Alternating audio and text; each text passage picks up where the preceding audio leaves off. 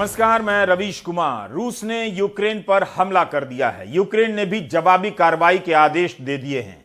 अब यह जंग कहां जाकर रुकेगी, कब रुकेगी, किसी को पता नहीं। अभी तक नेटो और अमेरिका अपने सैनिकों को जंग में उतारने से इनकार करते रहे हैं, लेकिन इनके करीबी होने के कारण रूस यूक्रेन पर हमला बोल रहा है। क्या रूस, एक अलग देश, यूक्रेन पर शर्तें थोप सकता है कि वह किससे संधि करे या संबंध बनाए?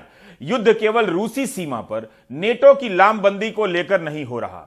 अब जब जंग हो गई है, तब क्या यूक्रेन पश्चिमी ताकतों की मदद से इस बार रूस को आगे बढ़ने से रोक देगा, या रूस यूक्रेन की हालत भी क्रीमिया और जॉर्जिया की तरह कर देगा? यह युद्ध यूक्रेन और रूस के बीच ही रहेगा या यूरोप भर में फैल जाएगा? अभी यह चैप्टर नहीं खुला है। तब तक के लिए आप उन ग्लोबल लीडरान की तरफ देखिए जो इस वक्त कड़ी निंदा के बाद अपने अपने लोकल काम में व्यस्त हो गए हैं। कुछ ग्लोबल लीडर ने तो कड़ी निंदा भी नहीं की है। संयुक्त राष्ट्र की व्यवस्था और सुरक्षा परिषद की भव्यता आज लाचार और बेकार नजर आ रही है। तमाम चेतावनियों, अपीलों और कूटनीतिक प्रयासों के बीच रूस ने यूक्रेन पर हमला किया है और अब यूक्रेन ने भी अपनी सेना को खुलकर दो दो हाथ करने के आदेश जारी कर दिए हैं।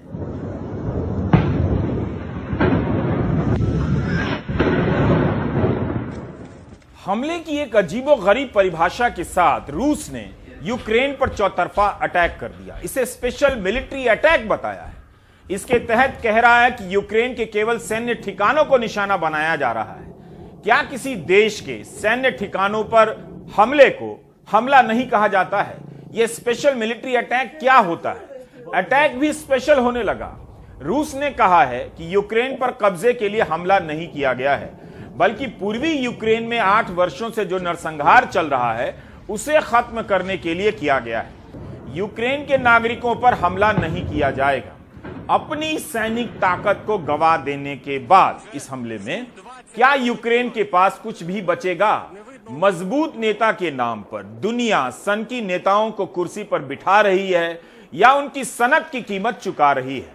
मेरी एक बात याद रखिएगा, युद्ध के समाप्त होते ही जैसे ही दुनिया के किसी हिस्से में जब G20, 40, 420 की बैठक होगी, तब आप देखेंगे कि यही पुतिन उस फ्रेम में ग्लोबल लीडर बनकर ग्लोबल लीडरान को सुशोभित करते नजर आएंगे।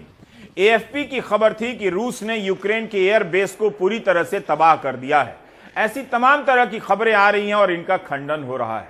यूक्रेन ने अपनी हवाई सीमाओं को बंद कर नागरिक उड़ानों को रद्द कर दिया है। उसका कहना है कि रूस ने पूरे देश के खिलाफ चारों तरफ से अटैक किया है। इसका स्केल इतना बड़ा है कि नागरिकों की जान को खतरा दिखने लगा है। यूक्रेन के राष्ट्रपति वोलोदिमीर ज़ेलेंस्की ने यूक्रेन में मार्शल लॉ लगा दिया है। उनका कहना है कि डोनेत्स्क की सीमा पर यूक्रेन की सेना और अलगाववादी सेना के बीच जंग हो चुकी है। डोनेत्स्क पीपल्स रिपब्लिक DNR के हथियारबंद दस्ते यूक्रेन के सैनिक ठिकानों पर हमला कर रहे हैं। यूक्रेन की राजधानी कीव में बम धमाके सुने गए। कीव के अलावा कई शहरों में धमाकों की आवाजें सुनी गई हैं। हर तरफ से दावे हो रहे हैं। रशिया टुडे की खबर के अनुसार LPR ने दावा किया है कि यूक्रेन की सेना अपने मोर्चे से पीछे हट रही है। यूक्रेन कह रहा है कि वह अपनी सीमाओं की रक्षा करेगा और कर रहा है। राष्ट्रपति पुतिन ने रूस की आम जनता को भी दांव पर लगा दिया है। युद्ध के कारण रूस का शेयर बाजार 45% गिर गया है। डॉलर के मुकाबले रूसी मुद्रा रूबल ऐतिहासिक रूप से गिर गई है। भारत के लोगों को भी रूस के इस कदम की कीमत चुकानी पड़ेगी।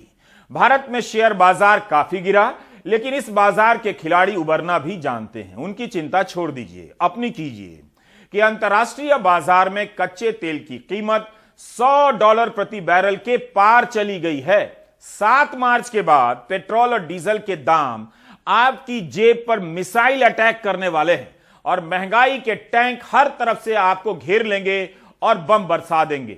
यूक्रेन के कई शहरों में भारत के अलग अलग राज्यों के छात्र मेडिकल की पढ़ाई कर रहे हैं। इनकी संख्या 18 से 20 हजार के बीच बताई जाती है। अगर यह हमला नागरिक इलाकों में पहुंचा तो भारतीय परिवारों के लिए चिंता बढ़ जाएगी। छात्र अभी से बहुत ज्यादा परेशान हैं। तनाव बढ़ने के साथ ही टिकट इतना महंगा होने लगा था कि हर छात्र के लिए लौटना संभव नहीं था। क्या भारत ने इसी को लेकर रूस से कोई अपील की है या अपील करने की कोई योजना है? सार्वजनिक स्तर पर ऐसी अपील की सूचना नहीं है। अंदरूनी तौर पर कूटनीतिक प्रयास हो रहे हों तो उसके बारे में जानकारी नहीं है। लखनऊ की रहने वाली छात्र सना ने इस वीडियो को आज सुबह भारतीय समय के अनुसार 10 बजे के करीब रिकॉर्ड किया है। उन्होंने बताया कि सुबह सुबह कीव में धमाके की आवाज सुनी गई। एयरपोर्ट की तरफ से लोगों के भागने की खबर आने लगी। पश्चिम की दिशा में जाने वाली इस हाईवे पर गाड़ियों की कतार से साफ है कि लोग कीव छोड़कर भाग रहे हैं पश्चिम की सीमा की तरफ, जिसे अब तक सबसे सुरक्षित माना जा रहा था। आप वीडियो में देख सकते हैं कि डिवाइडर के उस तरफ गाड़ियां धीरे धीरे चल रही हैं, कतारें लंबी हो चुकी हैं और स्क्रीन की तरफ सड़क खाली है और चंद कारें हैं जो तेज रफ्तार से गुजर रही हैं। राजधानी कीव उत्तरी यूक्रेन का हिस्सा है, रूस की सीमा और बेलारूस से नजदीक है। भारतीय दूतावास ने आज एडवाइजरी जारी की है कि सभी छात्र अपने अपने घरों में रहें, अपने नजदीकी के संपर्क में रहें। यूक्रेन के हालात बेहद अनिश्चित हैं। जो छात्र यूक्रेन के दूसरे इलाकों से कीव की तरफ आ रहे हैं वे वापस लौट जाएं और सुरक्षित जगहों पर ही रहें। समय समय पर एडवाइजरी जारी की जाती रहेगी। दूतावास के संपर्क में रहें। कुछ छात्रों की आज फ्लाइट थी, लेकिन कीव स्टेशन पर पहुंचकर इन्हें पता चला कि विमान सेवा ही रद्द कर दी गई है।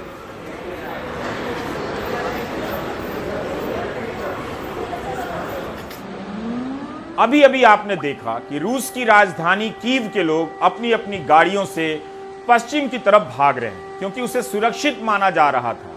लेकिन पोलैंड की सीमा से लगे सुदूर पश्चिम के शहर इवानो से राशिद ने यह वीडियो भेजा है। आज ही सुबह का है। उनकी बालकनी से दिख रहा यह काला धुआं बता रहा है कि रूस ने यूक्रेन पर सिर्फ पूर्वी ही नहीं पश्चिमी इलाकों से भी हमला किया है।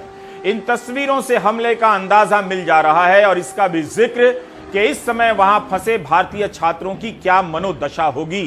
सामने से मिसाइल अटैक बहुत कम किलोमीटर की दूरी पर हो रहे हैं, वो कितने इस वक्त परेशान होंगे। 22 फरवरी को भारतीय दूतावास ने नसीहत जारी की थी कि छात्र अस्थायी तौर पर यूक्रेन छोड़ दें, लेकिन सबके लिए निकलना आसान नहीं था। फ्लाइट कम थी और टिकट बहुत महंगे।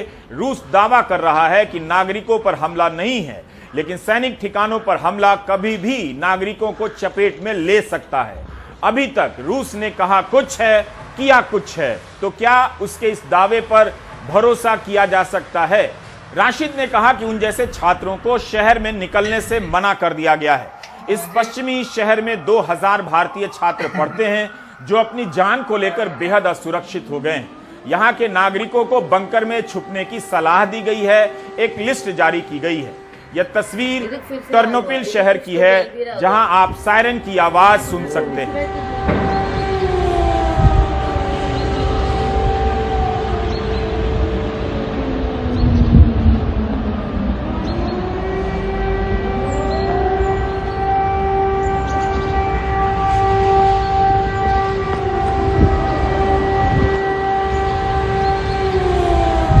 सारे सिचुएशन से हम स्टूडेंट्स कब से बोल रहे थे हमारी एम्बेसी को, हमारी यूनिवर्सिटी को, हमारी एम्बेसी ऑफ इंडिया को, दैट हम यहाँ पे फंसे हुए हैं। बट हमारी यूनिवर्सिटी ने ना कोई डिसीजन लिया, ना एम्बेसी वालों ने यूनिवर्सिटी को प्रेशराइज किया। अभी सिचुएशन ऐसी हो चुकी है कि मार्शल लॉ लगने वाला है। यहाँ पे इमरजेंसी सिचुएशन हो गई है। यहाँ पे साइलेंसर्स बज रहे हैं और मैं और मेरे साथ में मेरी 2 रूममेट्स हैं, आशिता और दिव्या। आशिता जो है वो राजस्थान से है, दिव्या जो है वो मध्य प्रदेश से है। हम सारे बच्चे यहाँ पे स्टक हुए हैं। अब अभी हमारी यूनिवर्सिटी हमें बोला है दैट आपकी यूनिवर्सिटी अब जाकर ऑनलाइन हो रही है। जब सारी सिचुएशन खराब हो चुकी है, प्लीज आप लोग हमें मदद करें। हमें कुछ नहीं पता है, हमारी सारी फ्लाइट्स कैंसिल हो चुकी हैं और हमें कुछ नहीं पता कि हम वापस इंडिया कैसे जाएं। जितने भी बच्चे जो आज जाने वाले थे एयर इंडिया से, एयर इंडिया आई ही नहीं, वो पहले से ही क्यू आकर ही वापस चली गई और सारे बच्चे क्यू में भी फंसे हुए हैं। हम हमारी गवर्नमेंट से अपील कर रहे हैं कि हमें इवैक्यूएट करें। प्लीज पैसों को ना देखें, हमारी लाइफ ज्यादा मैटर करती है। ये देखिए इवानो का है जो सबसे सेफ बता रहे थे लोग। कुछ देर पहले ही यहाँ पे अटैक हुआ है। हम लोग इवानो में हैं। हमारी इंडियन गवर्नमेंट से, पीएमओ से सबसे मांग है, हमारे देश के जो भी बड़े बड़े नेता हैं उनसे मांग है कि हमें जल्द से जल्द निकाला जाए यहाँ से। भारत सरकार प्रयास कर रही है, लेकिन उसके विकल्प भी सीमित हैं। इसलिए भारतीय छात्रों को अपनी सुरक्षा का इंतजाम खुद करना होगा और प्रार्थना करनी होगी कि युद्ध जल्दी खत्म हो जाए। सोचिए, इसी तरह यूक्रेन की जनता भी चिंतित होगी, उसके जान माल को भी हर पल खतरा बना होगा। यूक्रेन और रूस अपनी अपनी तरफ से सैनिकों और विमानों के मार गिराने का दावा करते रहे दिन भर। दावा दोनों तरफ से किया गया और खंडन भी। संयुक्त राष्ट्र के महासचिव अंतोनियो गुतेरेस ने कहा कि उन्हें लगता रहा कि युद्ध नहीं होगा, लेकिन वे गलत थे। यह हाल है संयुक्त राष्ट्र के महासचिव का। कई महीनों से तनाव बढ़ा हुआ था और उन्हें लग रहा था युद्ध नहीं होगा, जबकि संयुक्त राष्ट्र के सदन में अलग अलग देश रूस को लेकर अपनी राय पहले भी रखते रहे थे और उस वक्त भी रख रहे थे जब हमला शुरू हुआ। तब यूक्रेन के राजदूत ने रूस के राजदूत से कहा, 48 मिनट पहले आपके राष्ट्रपति ने हमले का ऐलान कर दिया है। क्या आप ऑन रिकॉर्ड कहना चाहेंगे कि इस वक्त आपकी सेना यूक्रेन के शहरों पर बम नहीं बरसा रही है? Because about 48 minutes ago, your president declared the war on Ukraine. So now I would like to ask the ambassador of the Russian Federation to say on the record that at this very moment, your troops do not shell and bomb Ukrainian cities. That your troops do not move in the territory of Ukraine. You have a smartphone, you can call Lavrov right now. कड़ी निंदा का असर नहीं हुआ। रूस कूटनीतिक समाधान की बात करता रहा, लेकिन अचानक उसने पूर्वी यूक्रेन के 2 क्षेत्रों को मान्यता दे दी और अब हमला भी कर दिया। रूस में लोकतंत्र नहीं है। रायशुमारी की मदद से पुतिन ने खुद को 83 साल की उम्र तक के लिए सत्ता में रखने का कानून पास करवा लिया है। वे 2036 तक राष्ट्रपति पद पर बने रह सकते हैं। चीन के राष्ट्रपति शी जिनपिंग आजीवन राष्ट्रपति रह सकते हैं। क्या इस युद्ध में लोकतंत्र को बहाल करने का भी एंगल है? अगर ऐसा है तो क्या यह तरीका है? इस रास्ते से तो यूक्रेन का लोकतंत्र खतरे में पड़ गया है। लोकतंत्र की बहाली के नाम पर हमला इराक और अफगानिस्तान में चल गया, लेकिन उसका क्या हश्र हुआ दुनिया ने देखा है और देख रही है। इस एंगल से भी इस मामले को देखने की जरूरत है। आजीवन पद पर बने रहने वाले इन नेताओं की महफिल जब संयुक्त राष्ट्र की सुरक्षा परिषद में सस्ती होगी, तब क्या उसका चरित्र लोकतांत्रिक रह जाता होगा? क्या तानाशाहों की मौजूदगी में कोई संस्था लोकतांत्रिक हो सकती है? यह कैसा लोकतंत्र है कि सुरक्षा परिषद के 5 सदस्यों में 2 ने अपने अपने देश में कानून बदलकर खुद को आजीवन पद पर बिठा लिया है।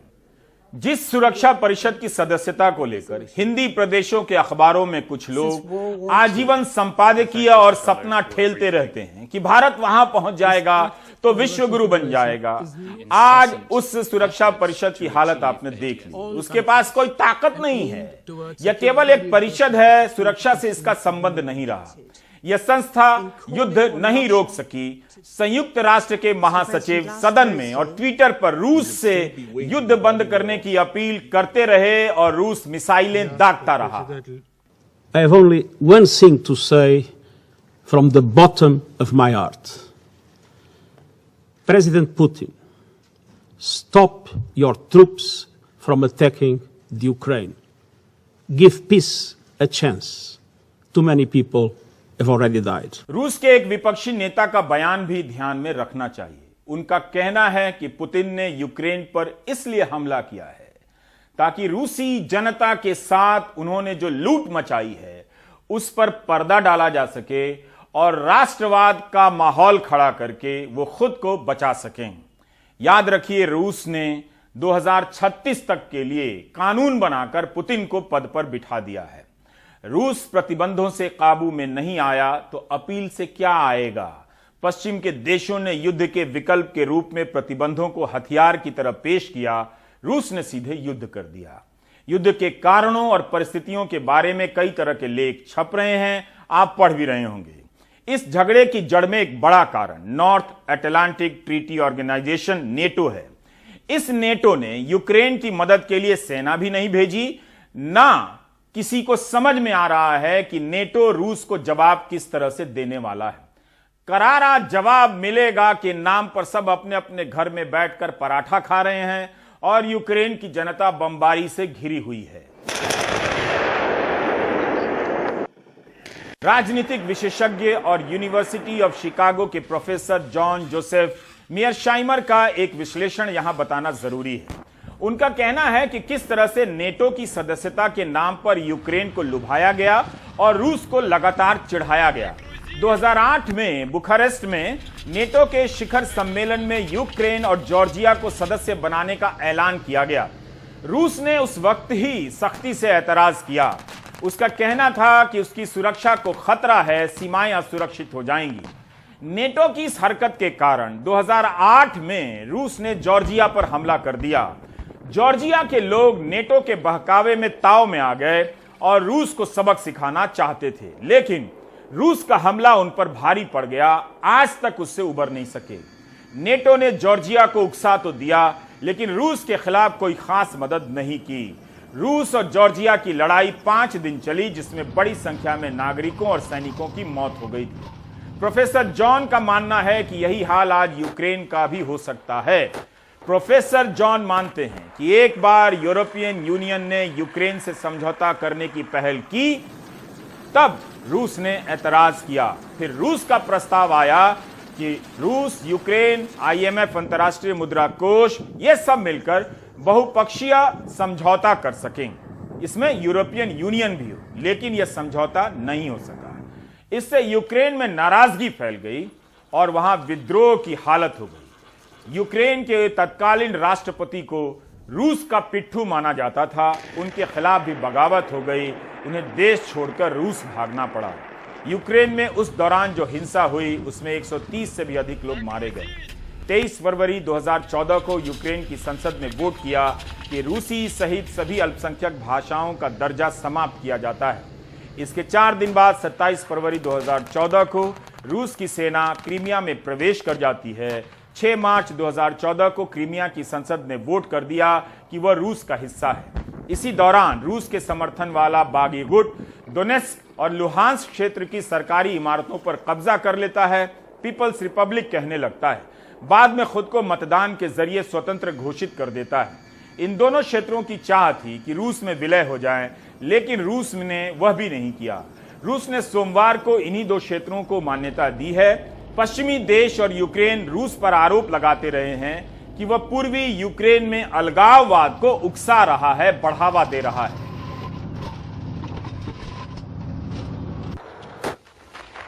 नेटो के सेक्रेटरी जनरल के एक बयान से इस खेल को कुछ और बेहतर तरीके से समझा जा सकता है। उनका कहना है कि नेटो अपनी सेना नहीं भेजेगा क्योंकि यूक्रेन नेटो का सदस्य नहीं है, मगर नेटो यूक्रेन को बहुमूल्य सहयोगी मानता है।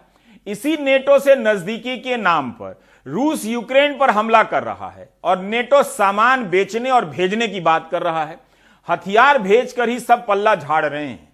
यूक्रेन से कह रहे हैं कि मेरी बनाई बंदूक ले लो, जाओ अकेले लड़ो। इस तरह से कभी कोई उकसाए तो किसी से झगड़ा मत कीजिएगा। क्या प्रोफेसर जॉन जोसेफ मेयरशाइमर की आशंका सही साबित होने जा रही है कि यूक्रेन की हालत भी जॉर्जिया और क्रीमिया की तरह होने वाली है? अमेरिका में पूर्व राष्ट्रपति ट्रंप पुतिन के कदमों को स्मार्ट मूव बता रहे हैं, लेकिन रिपब्लिकन पार्टी के सांसद कांग्रेस में जो बाइडेन के प्रयासों के साथ खड़े हैं। अमेरिकी मीडिया में जो बाइडेन की आलोचना हो रही है, इसे अमेरिका के कूटनीतिक प्रयासों की असफलता के रूप में भी देखा जा रहा है। अमेरिकी विदेश सचिव एंटनी ब्लिंकन ने ऐसे सवालों के जवाब में कहा कि अमेरिका के कारण ही अमेरिका और यूरोप के कई देश रूस के खिलाफ एकजुट हुए हैं। अमेरिका इंतजार नहीं कर रहा है, बल्कि एक्शन ले रहा है। अगर पुतिन ने यूक्रेन पर संपूर्ण रूप से हमला किया, तब उस हमले का जवाब दिया जाएगा। लेकिन व्हाइट हाउस की प्रेस सचिव जेन पिसाकी कह रही हैं कि यूक्रेन में अमेरिकी सेना भेजने की कोई योजना नहीं है। अमेरिका रूस के साथ जमीन पर युद्ध नहीं करेगा। हमारा मत यह नहीं कि नेटो को जाकर युद्ध ही करना चाहिए, लेकिन जब नेटो के कारण इतना सब कुछ हुआ, पश्चिमी ताकतें यूक्रेन को भरोसा देती रहीं, और जब युद्ध हुआ तो वो कहां खड़ी हैं? दुनिया की जो ताकतें रूस को युद्ध करने से नहीं रोक पाई, वो युद्ध के लिए रूस को किस व्यवस्था के तहत जिम्मेदार ठहराएंगी? कोई पहली बार तो रूस ने ऐसा नहीं किया। इस वक्त हम एक व्यवस्था विहीन वैश्विक व्यवस्था देख रहे हैं। ऐसा लग रहा है कि युद्ध होने दिया जा रहा है। इसके नाम पर यूक्रेन और रूस की सीमा से लगे उसके सहयोगी देशों को भी अरबों डॉलर के हथियार बेच दिए गए हैं, कर्जे लाद दिए गए हैं। धंधे का जुगाड़ युद्ध से पहले ही कर लिया गया है। पाकिस्तान के प्रधानमंत्री इमरान खान मॉस्को पहुंचे। उनके इस दौरे को काफी उत्सुकता से देखा जा रहा है। हमले के वक्त रूस के उप विदेश मंत्री इमरान खान का स्वागत करने पहुंचे। मॉस्को एयरपोर्ट पर इमरान का एक वीडियो आया जिसमें वे कह रहे हैं कि कितने उत्साहजनक समय में यहां आ गए हैं। What a time I've come. So much excitement. Absolutely. This is the right time to come. Prime Minister, yeah, you're right. Let me tell you, we are so excited coming to Moscow. Thank you. युद्ध के समय में so much excitement कहकर इमरान ने पाकिस्तान की छवि ही खराब कर दी। ये कोई वीडियो गेम नहीं चल रहा है खान साहब। ऐसे वक्त में वहां जाकर इमरान ने पाकिस्तान के कूटनीतिक संबंधों का मजाक उड़ाया है। शशि थरूर ने इस मद्देनजर एक ट्वीट किया है। इमरान खान के इस दौरे पर भारत स्थित रूसी दूतावास के राजनयिकों ने द हिंदू की सुहासिनी हैदर से कहा है कि रूस और पाकिस्तान के बीच रक्षा संबंध नहीं है। रूस मानता है कि कश्मीर का मुद्दा दोनों देशों के बीच का मुद्दा है। रूस ने भारत के स्टैंड का स्वागत करते हुए कहा कि वह तमाम प्रतिबंधों के बाद भी भारत को रक्षा उपकरणों और S-400 मिसाइल सिस्टम की डिलीवरी करेगा। लेकिन रूस ने यह भी कहा, और ध्यान से सुनिए, कि उसे उम्मीद है कि भारत सहित उसके सहयोगी देश जल्द ही डोनेट्स्क पीपल्स रिपब्लिक और लुहांस्क पीपल्स रिपब्लिक को मान्यता देंगे। क्या भारत DPR और LPR को मान्यता देगा? अभी देगा या बाद में देगा? नहीं देगा तो कह देगा। उससे पहले भारत रूस से अपील कर यूक्रेन में फंसे हजारों भारतीय छात्रों को वहां से निकाल सकता है। यूक्रेन पर अगर हमला हुआ नागरिक ठिकानों पर, तो यूक्रेन के लोगों के साथ साथ भारतीय छात्र भी उसकी जद में आ जाएंगे। ये अच्छा नहीं होगा। हम अभी इवानो फ्रैंकिस में यहाँ फंसे हुए हैं। यहाँ मार्शल लॉ लग चुका है पूरे यूक्रेन में। यहाँ पे स्थिति बहुत खराब होते जा रही है। हम लोग को जल्द से जल्द यहाँ से प्रबंध किया जाए, निकालने की कोशिश किया जाए। हम हमारे गवर्नमेंट से अपील कर रहे हैं कि हमें इवैक्यूएट करें। प्लीज पैसों को ना देखें, हमारी लाइफ ज्यादा मैटर करती है। जंग के बीच जान बचाने की गुहार, उम्मीदों की उड़ान देने वाली एयर इंडिया को भी बिना भारतीयों को लिए हवा से ही बीच रास्ते से वापसी करनी पड़ी। इसमें यूक्रेन जाने वाले 9 यात्री सवार थे। वहां से करीब 250 भारतीयों को लेकर इसे आना था। हमारे साथ विष्णु सोम हैं जो एग्जीक्यूटिव एडिटर हैं NDTV के, यात्री भी हैं और साथ में वॉर कवर करने गए थे, जमीनी हालात क्या है वो दिखाने के लिए। विष्णु, क्या कहेंगे, मतलब मिड एयर से लौट कर आना कैसे पता चला कि वापस? नहीं, काफ़ी अजीब स्थिति था क्योंकि हम ईरान के ऊपर फ्लाई कर रहे थे और तब कैप्टन ने एक अनाउंसमेंट किया। उन्होंने कहा कि कीव एयरपोर्ट, कीव का एयर स्पेस और यूक्रेन का एयर स्पेस बंद हो चुका है, जिस कारण वो फ्लाइट कंटिन्यू नहीं कर पाएंगे। 8 पैसेंजर्स थे, 2 पत्रकार, 4 स्टूडेंट्स और कोई 2 और थे वहाँ उस फ्लाइट पे। तो मैंने उन छात्रों को पूछा कि आप लोग वापस क्यों जा रहे हो, वहाँ से लोग यहाँ आ रहे हैं। दोनों ने कहा कि हम अपना एजुकेशन शुरू करने जा रहे हैं, अब मेडिकल स्टूडेंट्स हैं, एडमिशन मिल चुका है और अगर हम वहाँ नहीं जाते तो हमारा जो पोजीशन है यूनिवर्सिटी में वो शायद विड्रॉ करेंगे। एयर इंडिया ने यूक्रेन से भारतीयों को निकालने को लेकर 22, 24 और 26 फरवरी को यूक्रेन के कीव तक उड़ान भरने की घोषणा की थी। पहली उड़ान सफल रही, पर अब अगली उड़ान को लेकर भी अंदेशा है। ऐसे में अब वहां फंसे छात्रों की मुसीबत बढ़ गई है, जो हालात बिगड़ने से पहले आ गए खुद को खुशनसीब मान रहे हैं। थोड़ा सेफ फील हो रहा है क्योंकि अभी हम सुन रहे हैं कि सिचुएशन उधर बहुत ख़राब हो गई है करके, बच्चे फंस गए हैं, एयरपोर्ट बंद हो गया है। अगर कुछ हैं जो बच्चे आ नहीं पा रहे क्योंकि कुछ नए बच्चे गए हैं, उनके पास अभी TR भी नहीं है, तो उनका आना थोड़ा मुश्किल है। हमने 13th को बुक कराया था क्योंकि बाकी फ़्लाइट्स बहुत एक्सपेंसिव भी थी, 90,000 प्लस जा रही थी, तो हमने 23rd की करवा ली और हमें अच्छा फ्लाइट भी मिल गया और सेफली हम दुबई से आ भी गए। कुछ छात्र इस बात से नाराज हैं कि अगर यूक्रेन का भारतीय दूतावास ऑनलाइन पढ़ाई को लेकर पहले ही यूनिवर्सिटी से बात कर लेता तो वो शायद निकल गए होते। ऑफलाइन पढ़ाई के बीच सुरक्षा से ज्यादा शिक्षा को लेकर वो रुके रहे। यूनिवर्सिटी कह रही है कि तुम लोगों को पैनिक होने की जरूरत नहीं, तुम लोग बस क्लास आओ। उन लोग को हमारी लाइफ की कोई भी वैल्यू नहीं है। इवन इंडियन गवर्नमेंट को हमारी लाइफ की कोई भी वैल्यू नहीं है। इस सिचुएशन में भी उन लोगों ने एयर टिकट्स 60-70,000 की हुई है। मोर देन 20,000 स्टूडेंट्स यूक्रेन में पढ़ रहे हैं। हमारे देश के फ्यूचर के लिए तो ही हम यहाँ पे पढ़ रहे हैं ना, चलो हम हमारे लिए भी पढ़ रहे हैं, बट फिर भी इंडियन गवर्नमेंट को थोड़ा इतना तो सोचना चाहिए ना कि अभी इवैक्यूएशन का, चलो आप अगर फ्री नहीं करवा सकते तो प्राइस तो आप थोड़ी कन्वीनियंट कर दो ना, ताकि सबके लिए इजी रहे। कीव में भारतीय दूतावास ने लोगों से बेवजह घर से ना निकलने और हर वक्त जरूरी कागजात साथ रखने की अपील की है। राजदूत ने कहा वो लोगों की मदद के लिए लगातार काम करते रहेंगे। I would like to assure all of you that the Embassy of India continues to operate round the clock, looking out for the safety and security of all Indians here. With the news of the war, the airspace has been blocked, therefore our special flights have been affected. Roads are also choked and train services have been disrupted. In this scenario, my advice to all of you is to stay wherever you are, in your normal areas of habitation. If you are in transit, please go back to your normal areas of habitation. रक्षा मंत्री राजनाथ सिंह शांति की appeal कर रहे हैं और छात्रों को जल्द वापस लाने की बात कह रहे हैं। स्थिति विषम है, इसमें कहीं दो राय नहीं है, लेकिन फिर भी हमारी गवर्नमेंट का पूरा इफर्ट है, जो हमारे भारतवासी हैं, हमारे जो बच्चे वहां पर हैं, उन सभी को निकाला जाए। इंडिया का क्या स्टैंड है, इस पर कुछ बोल दीजिए। भारत चाहता है कि शांति कायम होनी चाहिए, बातचीत के द्वारा इसका हल निकाला जाना चाहिए, युद्ध की स्थिति पैदा नहीं होनी चाहिए, यही भारत की सोच है। लेकिन कांग्रेस सरकार पर सवाल उठा रही है। 20,000 से अधिक हमारे नौजवान बच्चे, युवक और युवतियां भय, आतंक उसका शिकार हैं, यूक्रेन में अलग अलग जगहों पर हैं। भारत सरकार, मोदी सरकार ने उन्हें अपने रहमो करम पर भगवान भरोसे छोड़ दिया है। जो जहाज की टिकट है वो 1.5 लाख रुपया कर दी और सरकार ने कोई इंतजाम नहीं किया। प्रधानमंत्री जी को, विदेश मंत्री जी को आगे आकर इस बात का जवाब देना चाहिए। हालात पर विचार करने के लिए सीसीएस की भी अहम बैठक हुई, जिसमें प्रधानमंत्री मोदी, रक्षा मंत्री राजनाथ सिंह समेत कई अहम मंत्री शरीक हुए। हालात खराब हो रहे हैं और आशंकाओं में घिरे भारतीयों को सही सलामत निकालने को लेकर सरकार संभावनाएं तलाश रही है। पर अब वक्त कम है और जल्दी हल निकालने की जरूरत है।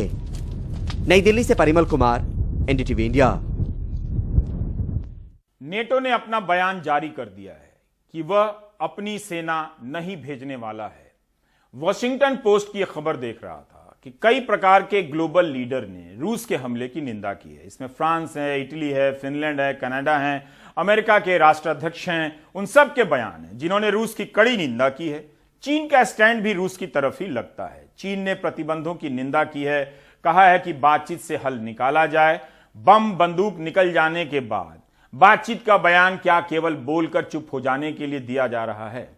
दिल्ली में यूक्रेन के राजदूत ने कहा प्रधानमंत्री मोदी को रूस के राष्ट्रपति पुतिन से बात करनी चाहिए, अपील करनी चाहिए कि युद्ध बंद कर दें। Modi ji is one of the most powerful and respected leaders of the world. The status of Modi ji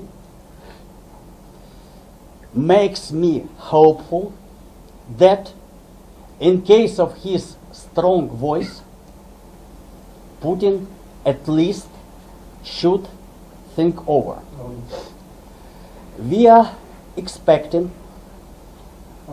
for much more favorable attitude of the Indian government in this crisis situation. क्या आप जानना चाहते हैं कि युद्ध के बाद भारत के प्रधानमंत्री नरेंद्र मोदी ने क्या बयान दिया है? प्रधानमंत्री मोदी ने ग्लोबल लेवल पर युद्ध को लेकर भले ना कहा हो, मगर इस ग्लोबल संकट को उन्होंने लोकल लेवल पर वोट का मुद्दा बना दिया है। वोट बैंक खिसक जाएगी तो क्या होगा? यूपी की महान जनता पिछले कई महीनों से बेरोजगारी, महंगाई और सांड को लेकर मतदान की तैयारी करने में लगी हुई थी। प्रधानमंत्री मोदी ने उसके सिलेबस में यूक्रेन भी जोड़ दिया है। यूक्रेन में जंग हो रही है, इस ग्लोबल मुद्दे पर भारत के ग्लोबल लीडर ग्लोबल लेवल पर नहीं बोल रहे हैं, लेकिन इस ग्लोबल मुद्दे को लेकर लोकल लेवल पर वोट मांग रहे हैं। अचानक से यूपी के मतदाताओं के कोर्स में इंटरनेशनल सिलेबस जोड़ दिया गया है, इसलिए हमने प्राइम टाइम में यूक्रेन को लेकर इतनी मेहनत की। यूपी की जनता के लिए यह विषय किसी चुनौती से कम नहीं है। अभी तक नून और तेल पर उसके इंटरव्यू हो रहे थे, सांड की समस्या पर पत्रकार उससे पूछ रहे थे। जल्दी ही पत्रकार यूक्रेन पर भी पूछने लगेंगे और यूपी की जनता भूल जाएगी चुनाव यूक्रेन को लेकर हो रहा है या यूपी को लेकर। बस कोई ये ना कह दे कि दोनों में कोई अंतर नहीं है, यू से ही यूक्रेन होता है, यू से ही यूपी होता है। अगला नारा ये ना निकल जाए यूपी यूक्रेन भाई भाई। जब से जनता ने दिमाग का ताला बंद कर चाबी तालाब में फेंक दी है, तब से यही सब लॉजिक खूब चल जाती है। बहरहाल अभी तक यूपी की जनता अपनी आर्थिक दुर्बलताओं को लेकर चिंता में डूबी हुई थी, लेकिन प्रधानमंत्री ने उस पर ताकतवर भारत की चिंता थोप दी है। आंतरिक लोकतंत्र नहीं होता। आप देख रहे हैं इस समय दुनिया में कितनी उथल पुथल मची हुई है। जब चारों तरफ उथल पुथल मची हो, चारों तरफ कल क्या होगा, परसों क्या होगा, गिनतियां चलती हो, ऐसे में भारत को ताकतवर होना चाहिए कि नहीं होना चाहिए? भारत मजबूत होना चाहिए कि नहीं होना चाहिए? आप देखिए, स्कूल में भी कोई ढीला ढाला टीचर हो तो स्टूडेंट को पसंद आता है क्या? जरा जोर से बताइए। ढीला ढाले मास्टर जी हो तो बच्चों को पसंद आता है क्या? बच्चों के परिवारजनों को पसंद आता है क्या? आपके इलाके में दरोगा भी बिल्कुल ढीला ढाला हो तो किसी को पसंद आता है क्या? क्या प्रधानमंत्री मोदी यूक्रेन और रूस के युद्ध में पुलवामा जैसी कोई भावुक संभावना देख रहे हैं? नहीं तो यूक्रेन के संकट में कमजोर दरोगा, मजबूत दरोगा का रूपक लाने की क्या जरूरत है? प्रधानमंत्री कह रहे हैं पूरी मानवता के लिए जरूरी है भारत को ताकतवर होना चाहिए। ठीक बात है, लेकिन मानवता की रक्षा के लिए प्रधानमंत्री ने रूस से तो कोई अपील नहीं की कि युद्ध बंद कर दें। क्या युद्ध से अब मानवता को खतरा नहीं होता? केवल यूपी में वोट मिलेगा? तब किस लिए प्रधानमंत्री भारत को ताकतवर बनाने के लिए एक एक वोट मांग रहे हैं? और फिर भूपेश चौबे कान पकड़कर उठक बैठक क्यों करने लगते हैं?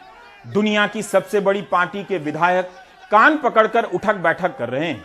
ठीक है कि 5 साल से भूपेश जी ने काम नहीं किया, मगर कान पकड़ने की क्या जरूरत थी? इससे ताकतवर भारत और भारत की सबसे ताकतवर पार्टी के बारे में क्या संदेश जाएगा?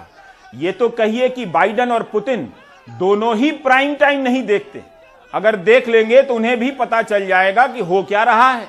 भारत के प्रधानमंत्री ग्लोबल लेवल पर कोई बयान नहीं दे रहे हैं और खुर्जाबुलंद शहर में यूक्रेन संकट के नाम पर वोट मांग रहे हैं।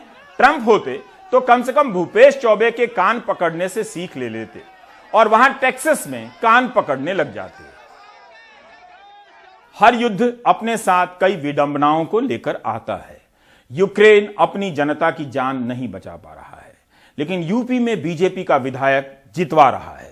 ऐसी विडंबना आपने पहले नहीं देखी होगी, ऐसा प्राइम टाइम भी आपने नहीं देखा होगा। बस दुआ कीजिए कि नेताओं की सनक कम होती जाए, युद्ध ना हो, भारत के छात्र सुरक्षित घर लौट आएं और यूपी में मतदाताओं को यूक्रेन के नाम पर वोट ना देना पड़े। आप ब्रेक ले लीजिए।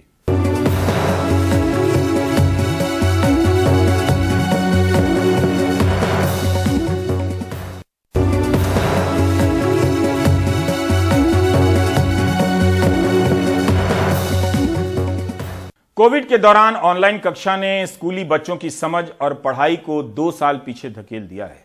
10वीं के बच्चे जब क्लास में आए हैं तो गुणा, भाग, जोड़, घटाव ये सब तक भूल गए हैं।